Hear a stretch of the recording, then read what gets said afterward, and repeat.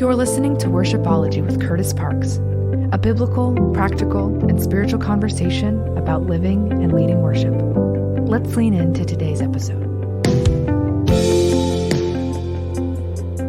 Well, today I thought I would have a little bit of fun and dig back into the archives. I found an unreleased conversation that I had with my good friend, Dustin Smith. You guys know Dustin Smith, writer of songs like Miracles and I Speak Jesus. He's been on the podcast several times before. And back in 2020, just before COVID hit and the world would change forever, Dustin helped me with something that I was doing called Worship Camp Online, where I took about a dozen worship leaders through a 10-week course, and we just talked all things worship. And so this is a very special conversation with Dustin Smith from Worship Camp Online in 2020. I hope you guys enjoy today. So today, we're going to talk a little bit about pastoring in worship. What's it like to be a worship leader or lead pastor that leads worship? We're going to talk about healing in worship ministry, which I'm so pumped to get into. And then just some stuff with being led by the Holy Spirit. Yeah. And so first off, why don't you just give us a little snapshot of where you're at in life, maybe some of your worship journey that's gotten you to this place today. Oh, man. Snapshot. That's so hard. Well, you realize the snapshot is the older you get, the larger the snapshot is. But you're only 22 and you've done so much. I know. I've fit 70 years in 22 years. It's been crazy. It's crazy because the journey for me, obviously we're in Nashville now, and we just started a church called Hope. We actually partnered with Darlene Check and Darlene and Mark out in Australia. We have 4 campuses here in the U.S. With Hope Unlimited Church. And so I'm senior pastoring that now. But I grew up in church. So my dad's a pastor, grandpa. I have a picture of my great-grandfather baptizing my grandpa in a river when he was a little kid. What? And my future grandma is in that line waiting to get baptized by her future father-in-law. Are you serious? Yeah, it's crazy. It's under a huge tree where they used to do revival services and stuff. So there's an amazing legacy for me, in the church and in God. But I went through kind of a rough patch, our family, with church and all kinds of stuff. But I was always involved in music, doing that kind of stuff. And then I went to school for music. I went to Evangel University. Oh, cool. And did some music there, did vocal, and then got out and I led worship and just started leading vocally, led a couple different churches, and then ended up in Kansas City. And I spent 17 years as a worship leader in Kansas City at a church called World Bible Church, and just really defined my life. Just so many things of what God did, and took me from a guy who never played the piano, had never even written a song when I started, and my pastor. So you were just leading vocally? I led vocally. No instrument? I never played. Actually, what's funny is in college, they wanted me to play piano. I had to do piano proficiency, and I dropped my major so I didn't have to play the piano. Nice. I did not want to play the piano. I wanted to, but I didn't want to play classical. Okay. And they wouldn't teach me anything with classical. Huh. But they were just trying to teach me. Now I know they were just trying to teach me the foundation of playing. A little bit of theory. And I was like, forget you. But it's probably God going, hey, I'm going to help you for your future. And I was like, no, thanks, I can do it. Mm-hmm. And then I realized, no, you can't. And so I had to go through it the hard way, And so I had not played. The first 2 churches I was in, I only led vocally. Wow. And then when I was in Kansas City, I was there for a couple years. I was a youth pastor, actually. Didn't know if I'd do music again. Wow. What got you to that place? I got to the point of, I'd only been in ministry 3 years, and I was already to the point of, I don't want to beg people to love Jesus. I felt like every time I got up to lead worship, it was like, please worship him. Yeah. Please. And it's funny because I think as I was young, I was probably mostly judging it on outward response, which we don't want to dictate everything by an outward response. But at the same time, it was also the discussions that would happen later with some of them. This is crazy. This is 20 years ago, but I had somebody say to me, they called me into a meeting and said, hey, we want to know why you're not doing more hymns. And I was like, no, okay, we could have that discussion, and I understand. And so we were talking about it, and they're like, and then another guy stands up and he goes, I want to know why you do that Shout to the Lord song in our church. Are you trying to turn us into a vineyard church? And I was like, what are you talking about? Oh my gosh. And I was like, well, first of all, it was written by, Darlene and Hillsong, which is an Assembly of God church, which is what I was in at the time. And I was like, and it's the Bible. Like, what a weird argument. Go to the Psalms. Yeah. So I think we would just make excuses to do whatever we wanted to do. And I felt like people just found churches that fit their personality. Like they didn't even, it wasn't like they were like coming in like, are you guys pursuing God? Are you chasing God? They were like, oh yeah, this fits my personality. Wow. And then it's hard because then if you feel like God's saying, I want you to let all men lift holy hands in the sanctuary, Right. And it was like, hey, let's do this. Like, nah, it's not really this church. You can go do that at that church. And I was like, this is a problem for me, Wow. And so I really wrestled it. And so I ended up just telling my wife, I was like, I want to move to Kansas City. Yeah. And it was where I really got my life. In college, I got just completely radically touched by God at a church there. And so we went to visit that church. And we were standing in the back, and the pastor gets up and he says, hey, he's like, somebody's visiting today, and you're dying where you're at. Wow. And he said, you need to know this. Jesus died for those people. You don't have to. Say that again. Yeah. He said, Jesus died for those people. You don't have to. Wow. And I think I realized, like, I'm trying to be their savior, and I can't. I can't save them. And I can try to point them to, and I can try to walk with them in the journey. But if I have to sit around religion and beg people to follow Jesus, Jesus didn't even beg people to follow Jesus. He walked up and he said, come follow me. And he turned around for a walk. That's so good. And people are like, okay. And I think that, I could be religious in that too, And so at the time we just were so desperate just to be around people who cared. And so my wife and I resigned, did not have any job, and I didn't know what I was going to do. And so I was driving there. My father-in-law called me and said, the pastor knows you're coming to Kansas City, and he wants you to know there's no job for you at this church. That's what you want to hear. Yeah, right? And I said, I don't care. I said, I'm not coming for a job. I'll clean your toilets. Wow. I said, I just want to be with the people who care. And so I did. They put me on toilet duty at the church, and I parked cars for the first few months. And it was, and I got a job working on a farm painting barns, making $8 an hour cash. That was my life. Going from leading worship, getting paid pretty well at a denominational church. But it was probably the most freeing thing that ever happened to me. Wow. And so then God just started the journey for me. And really, even the piano playing, my pastor asked me to get up on the piano to try a piece of equipment after a service. And I was like, I don't really play. And he's like, you can't play at all? And I was like, I can play 3 chords. I can play a C chord, an F chord, and a G chord. That's it. And he's like, that's fine. So I got up and I played. And afterwards, the worship pastor, who was one of my closest friends then, he came up and he goes, hey, pastor wants you to play in service tomorrow night. And I was like, well, that's funny. Are all your songs in C, F, and G? That's what I asked. And he's like, no, they're not. I was like, no, whatever. And he goes, no, I'm serious. It's not really an option. Because at that point, by then, I had started volunteering with youth and then became a youth pastor. Okay. And loved it. So I didn't think I'd ever do worship again. And so I panicked. And I went home and I got a keyboard and I sat down in my basement for hours just trying to figure out how to play. And I went in and I played in that service, and it was horrible. And the pastor came to me afterwards and he goes, it wasn't too bad. He goes, why don't tomorrow you play and sing a song?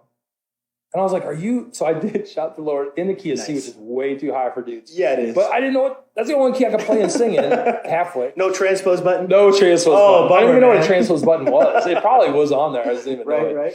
And so anyways, I did it, and my pastor came up to me afterwards and he said, he's like, I want you to play from now on. It was a big church, and he had to take a guy off the piano to put me on, a guy who was good. And I said, I'm not that good. I don't think I could do this. And he just looked at me and he said, good. Wow. That was it. Yeah. And I was like, what do you, this makes no sense. What's happening? And so I went home and I just started for months. My wife would tell you, like, I'd put the kids to bed. I'd even go lay with her sometimes so she fell asleep, so she didn't feel like I was, not with her. And then I'd go downstairs, and for hours, I would sit at the piano trying to figure out how to play it. And I would open up the Psalms, and I would just try to sing the Psalms. And one night I got so frustrated because I cannot get my left hand to work. I'm trying to, I don't know what to do. And I felt I just asked God, I was like, why do you want me to play the piano so bad? And I felt him say, I'm not trying to teach you to play the piano. I'm trying to teach you how to worship. Wow. And I felt him basically saying, like, you think because you can sing, like if you can sing really nice, like I'm happier. Like if you can sing it better, I'm happier. And I felt him say, like, the reason I have you on the piano is because you don't know what you're doing, and it makes it innocent again. Wow. Like, when's the last time you just came to me and just finger painted for me? Wow. You know, when's the last time you're just like a kid again? And I said it's hard because even in worship, a lot of times, like we're trying to get kids like stand still and like, come on, get your hands up. And the kids are just like dancing in worship, and you're like, hey, stop, like slow down. And I feel like God's like, I actually want you to be more like them. Wow. Like, why are you trying to get them to be like an adult? I try to get adults to be like children. You know, like reverse engineering. Right? So he's not trying to get us to be more perfect, and that's what he likes. Right. He's not saying like, oh, your excellence is what I desire. Come on, man. He's saying your heart is what I desire, and I'm going to get it however I can. And for me at that time, it doesn't do away with excellence, but for me at that time, excellence had become the God. Wow. Because through college and stuff, the vocal preparation you do, and it's like you got to be perfect in this, and that's how you're graded. And so I don't think I've thought that way. Like that was a process. It was just how I was trained. Wow. So it wasn't like I sat there thinking, oh, I got to be better to be accepted by God. It was just that my actions revealed that that's what I thought. Yeah. You know, if I was better at this, he'll like it more. Wow. And I feel like at that point, God just started saying like, no, I needed to be innocent. And I broke. And I remember just sitting there and I'd sing the Psalms and then I would just try to sing the Psalms without singing the Psalm. Right. And I spent 17 years really with God just trying to teach me how to worship. And then through that, what it did was it made me, this is what's crazy about it.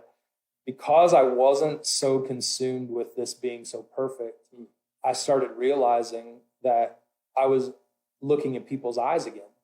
Wow. Instead of focusing on the music, I was able to look at people and realize, like, if you want to be a worship leader, you got to be leading something. Otherwise, you're just out for a walk, you know? And I want to, and I feel like God's saying, I gave you music as, I say it like this, even in shepherding, like I look at music as a rod and a staff.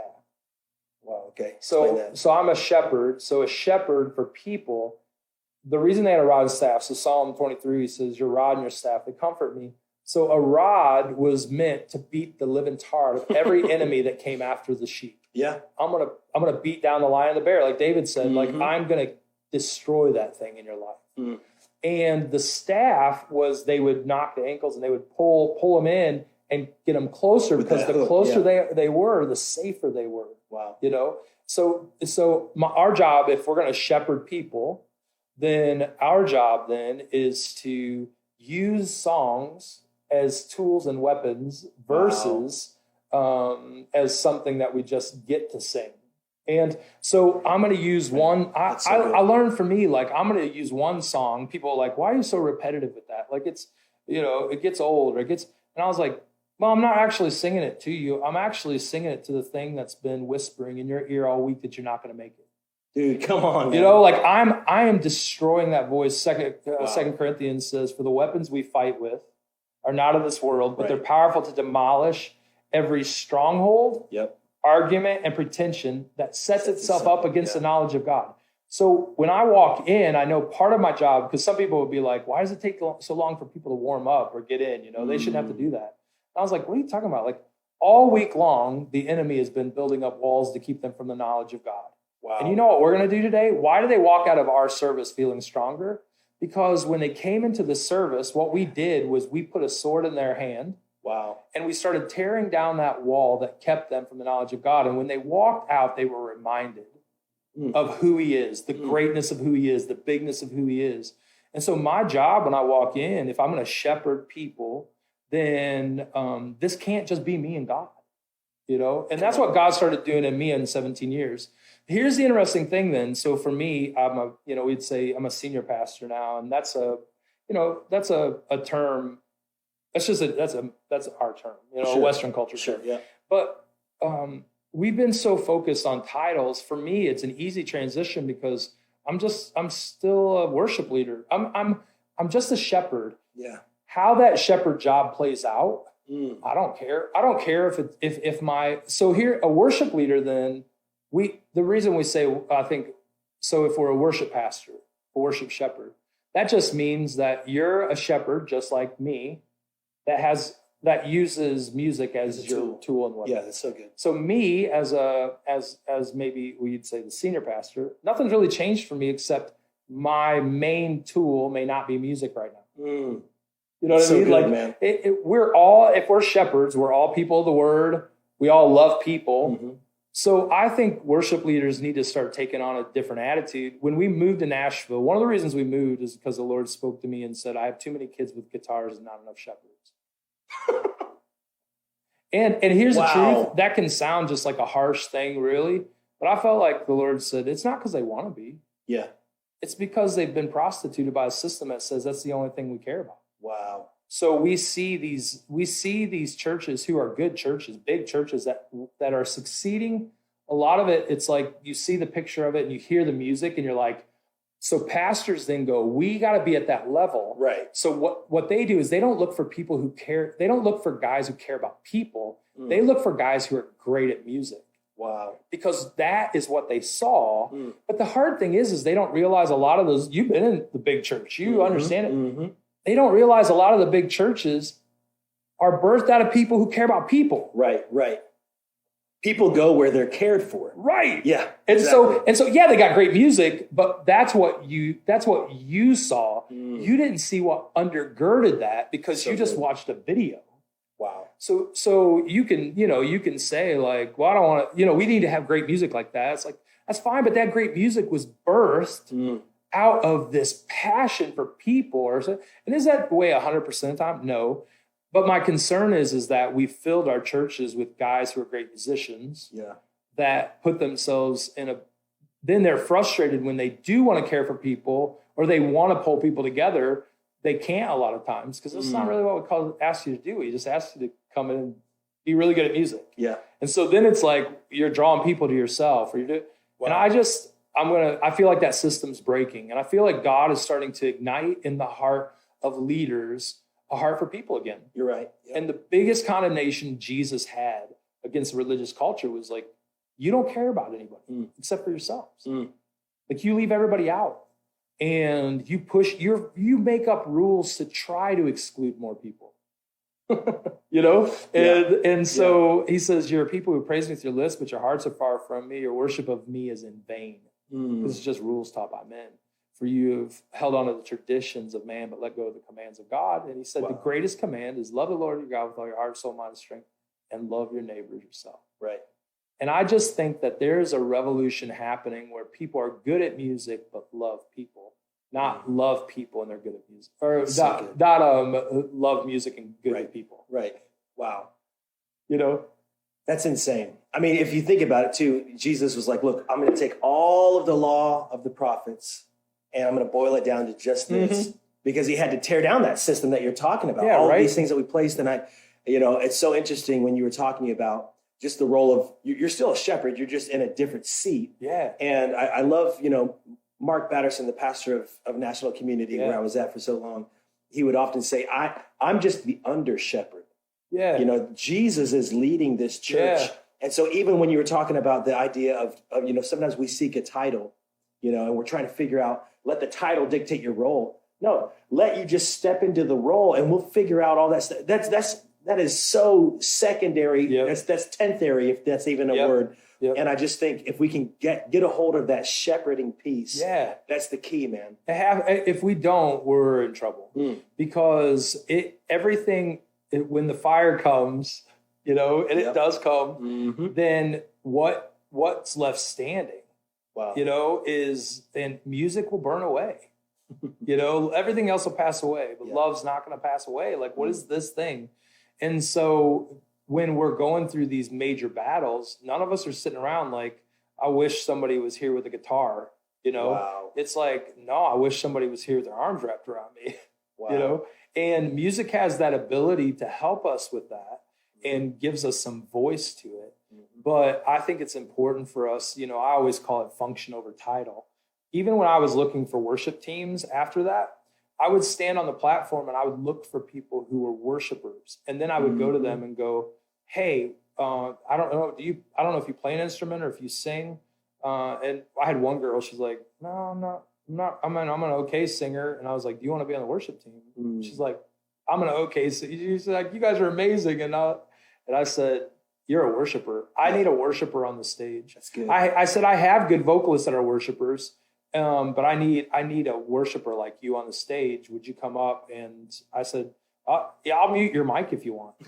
Right? Because I said, you're right. We have great vocalists that are worshipers too. Yeah. But I was like, but you're a worshiper. I need you. We had one guy who was a phenomenal worshiper, and he was a good acoustic guitar player, but he wasn't great. And we said, would you come up and play? We won't plug you in until you're comfortable. Nobody will know. Like, we plugged him in so it looked like he was plugged. Yeah. And he played for... Why isn't he plugged into the DI? Right? Yeah, right, yeah. But he played for over a year. Wow. Without being heard. Yeah. Nobody knew it. That's cool. He knew it. He didn't care. He wasn't up there so everybody could hear him. He was up there as a picture. Wow. But he cared about people. So our goal, and my whole team, I started teaching my whole team, don't close your eyes through all of worship. Look in people's eyes and find the person you're going to sing through today. Yeah. And I had our whole team, guitar players, even drummers, everybody, look for that person. And I want you to ask the Lord, what do you want me to, if I said something to that person today, what would you want me to say to encourage them? And then sing these songs through them. Drummers, look somebody in the eye today. That's why I turn the lights up a little bit. Open your eyes. Don't close your eyes through all worship, because you're telling everybody you don't care about them. Wow. You're saying, people are a distraction. No, people are the goal. Right. Like, for God so loved the world. So good. That he gave his only son. He gave it because he loved. And so I know it's hard sometimes, but open your eyes. Look in people's eyes. And then the songs will be moved. You'll know if you need to repeat it, because you'll know if you're still tearing down that wall. Yeah. Because you saw in their eyes, like, they still have that wall. And we lead at it's not a church, it's a business thing. Half the people there aren't Christians. Love it. And we do that every once in a while. We don't do it all the time. But when we do, it's funny because we'll have 8,000 people there. Half of them aren't believers. Amazing. And we'll start a worship set. And sometimes people in the front row are just like this, but I never get frustrated with it, because they don't know.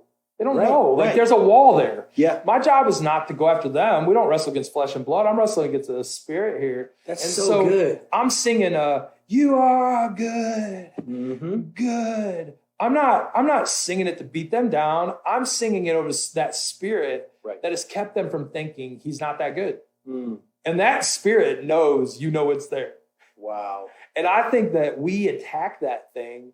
And it's funny because I'll watch them, and then in a minute their arms will be down, and the next thing you know, tears are coming down their face. Come on. And you're like, now you see them. Strongholds breaking. Now you see them. Like, breaking. Pictures paint that picture, right? Wow. Our music paints that picture of the beauty of who he is, the greatness of who he is. And people start going, I never saw that. And that's what I want. I want to, magnify the Lord with me. Let us exalt his name together. Wow. So I'm trying to magnify him, which doesn't make him bigger. It just makes him bigger in your eyes. Okay, say that again. Magnifying him, like, when you're a kid and they get the microscope and you're like zooming in the bug, and it's like, whoa, I can see things on that bug I never saw before. Yeah. It wasn't because the bug all of a sudden got bigger. Wow. It's because it got bigger in my eyes. Wow. My focus got better. And I think for us, magnify the Lord means today, you're going to walk out of here, he's bigger than a mountain. That try to keep you from seeing him. He's bigger than a giant that try to keep you from speaking his name. He's bigger than the fear. He's bigger than the cancer. He's bigger than the doubt. Like, so how do I do that in a room? I just magnify him. I just speak of his goodness, and people are reminded, like, you're right. Like, and so it's crazy, because then what we're doing is we're not just doing it in a church service. We're actually, church services are just the training ground. It's not the goal. So church services are where I put that sword in their hand. So when the single mom has 4 kids and she's at home by herself, my hope is that she starts getting stirred at home because she has a frustrating thing. And then all of a sudden she starts, I can't remember who said the quote, but it's an old time guy. And he said, when the song goes away, the melody lingers. Ooh, that's good. Which means she's sitting there and there's a hard thing. I'm not going to make it financially. I'm struggling financially. And all of a sudden she starts to hear the melody. Yeah. Mm-hmm. Where was that seed planted? Wow. Ground. That seed was planted in the training ground. That seed was planted in that service. Yeah. And I put a sword in her hand. Wow. So when she walked out of that service, she had another weapon to fight with, another tool to build with.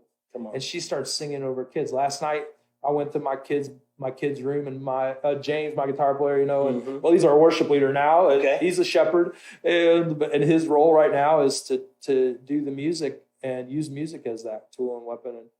And him and I wrote a song for his dad who's battling cancer, and so he came with this chorus that just says, "I speak peace, peace, come into the room. I speak peace, peace over you. And I speak life, life, to come into the room. I speak life, life over you."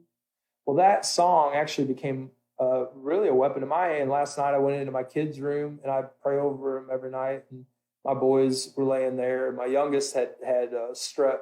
He's kind of wore out and he's overcome it.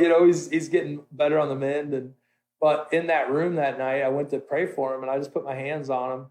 And my youngest has a hard time slowing down and sleep, even when he's just. I've got one like that. Yeah, I've got two like that. Yeah, right. And so I just laid my hands on him, got ready to pray, and then I speak peace, peace. Started singing that, and I sang it 6 to 8 times probably, and both of them out like a light, And can I get that soundtrack? Yeah, right. Yeah, I'm going to play it at bedtime tonight. Right. And so I realized, even for them, they've had, if my middle child, he had nightmares at one point a few years ago, and I remember sitting down with him before he went to bed that second night. He's afraid to go to sleep because of it. Wow. And I said, "Hey, remember that song? We wrote a song called 'We Are Warriors,' And he's like, "Yeah." And I was like, "You want to play it tonight?" I was like, "Because remember, you can speak to that thing, and that thing's got to go away." And so this melody started right, and we sang it together. And that next morning, he's like, "I didn't have a nightmare." Wow. He's like, "Can we play that song through the night again?" And that started. But that is a sword. Yeah. That is a tool in the hand. So good. So even going to the senior pastor role didn't really change anything for me, except, and that's why I don't hold on to I don't feel like, what am I going to do if I'm not leading worship? Yeah. Are you crazy? I'm always leading worship. Wow. I'm a worship leader. Music isn't my main tool right now. And honestly, here's the crazy part. I was a shepherd when I was cleaning toilets too. Because I wanted to take care of people. Wow. So I was willing to deal with their crap. Nice. There you go. Literally. Yeah, right. Man, I heard an 80-year-old pastor in a conference of pastors. Yeah. This 80-year-old pastor, he just gets up there and he shares about 5-10 minutes. But one of the things he said, I've never forgotten. And he said, "Let your towel be louder than your title." That's good, man. And he just preached about how Jesus washed his disciples' feet. Yeah. Even Judas. Yeah. And, I've never forgotten that we're called to serve. Yeah, man. We're called to love. Yeah. It's so good, man. Yeah. And that's my heart. And I think we're finding generations willing to do it, though. They're serving each other. You're right. And I said, you have to learn how to do it because some people are crying out for the nations and they haven't even learned how to take care of their family. Wow. If you can't serve your family, you'll never serve the nations. So good. So serve your family, serve your church family, serve well, be the one who's I'm a senior pastor. I'm not afraid to go out. I'm not afraid to take out the trash. I'm not afraid to clean. I'm not, I just want to see people, experience God. And I think that if you can find people who will function in that, they won't care what they're doing because no title can define me. Titles actually limit me. Wow. So even when we went in, I said, I told them, I said, if James, to be your worship leader, has to be up here behind this mic with a guitar every Sunday, and he can never stand with his wife and be led in worship, you're at the wrong church. Wow. Because this stage is not what defines him. This stage will limit him. Wow. Like God's trying to expand your territory and you're limiting it, thinking that stage is so powerful. Why? God gave you the nations. Like there's a story in the Bible where when Saul gets rejected as king, and Samuel's like, what are you doing? He's like, why did you keep that? And he's like, oh, I was going to sacrifice it to God. And Samuel looks at him and he says, you think too little of yourself. He says, you think too little in your own eyes. And I was like, no, he thinks too much of himself. That's why he kept him. Wow. But Samuel goes, don't you remember God made you a king over a nation and you limited yourself to making an idol of yourself? Wow. Like that idol, you thought you was so big because you made an idol. Like, oh, look at that big statue of me. Look at that. Like, look, I am everything. And he goes, that is so limiting. Mm-hmm. God made you a ruler over nations. Wow. And you limited it to a statue. Like God made us ruler over a nation. When God made us rulers over nations, said, I want you to speak to nations. And you're limiting it to a stage. Wow. Like that's probably what you'll have then. Yeah. Because he'll let you have it.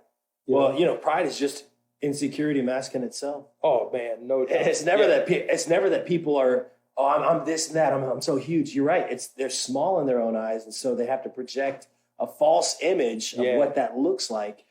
Man, and that's something that I think if we can grab a hold of that as worship leaders that have been given an opportunity to lead, don't find that identity in the platform. Yeah. Don't find it in the title. No. Find it as a shepherd. Yep. That's so good. Man. Shepherd your team. Yeah. Shepherd your team first. Get around your team. Love on your team. Have them over at your house. That's hard, man. Yeah. It's like, because I want to do the bigger things. And you're like, no, that's the big, with Jesus, he's speaking to his Father and he goes, I've done what you asked me. And he goes, I have 11 of the 12. Did what I did, and so he goes, I did what you commanded me. And I was like, so Jesus' ministry all boils down to what he did with 12 guys. Wow. I know he healed the sick, raised the dead, but when he's talking Father, he doesn't go, hey, remember I healed Bartimaeus, he goes, hey, I passed this on, and 11 of the 12 got it.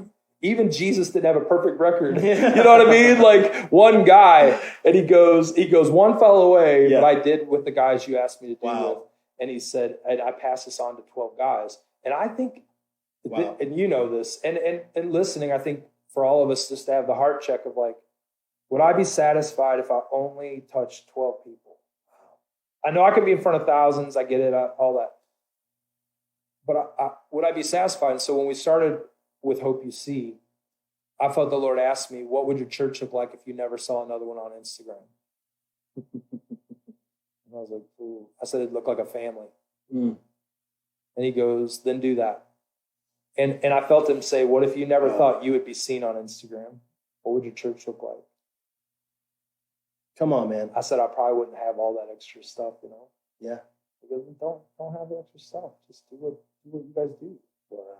And I thought, in this culture, it's hard, and so like, if you were never seen on Instagram, and what would you do? What would you look like? If you never knew what another church was doing, what would you do with what the Bible says? Come on, man. And I know we can learn from each other. Yeah. You and I do. I love listening to your stories. I think even some of the stuff you said today just solidified some things in me and confirmed some of the things the Lord was saying when we were talking just before this, and I think that's incredible when we can strengthen each other and confirm things in each other. But when we're doing it because we think that that's the picture of success, right? And so I'm just imitating something and I'm not asking God anymore, then I think I'm in trouble. It's so interesting. Earlier this week, I was with Mark and he shared the story about out of Numbers 11 and 12, when Moses was out at the tent of meeting with the 70 that God wanted to place his spirit on. And Joshua said, well, there's these two guys, Eldad and Medad, that are back in the camp, and they're prophesying too. Do you want me to shut them down? And Moses said, are you doing that for my sake? Let him prophesy. Yeah. And it was so interesting. Mark said, Moses was following God. Joshua was following a man. Oh, wow. And following after Moses made Joshua, we got to protect this. We got to shut it down. It was the comparison game when Moses was like, no, I want everyone to prophesy if they can. Yeah. And I just think that's so interesting that as churches, we need to always lift each other's arms. Yeah, man. You know, and that's really the body of Christ. That's the kingdom mentality that we all need to have. Is like, I love coming and learning from you, and I love having conversations with guys that are further down the road. I just want to learn. Yeah, me too. I feel like I'm always in that learning mentality, and I think everybody that's watching and learning in Worship Camp Online is that's the same mentality of like, teach us, because the moment that we become imitators of other churches, we've stopped looking to Jesus. Yeah, right. And man, you just hit it on the head. Yeah, that's awesome. Wow. You've been listening to Worshipology with Kurtis Parks. To learn more and to find resources for worship leaders and teams, you can visit kurtisparks.com.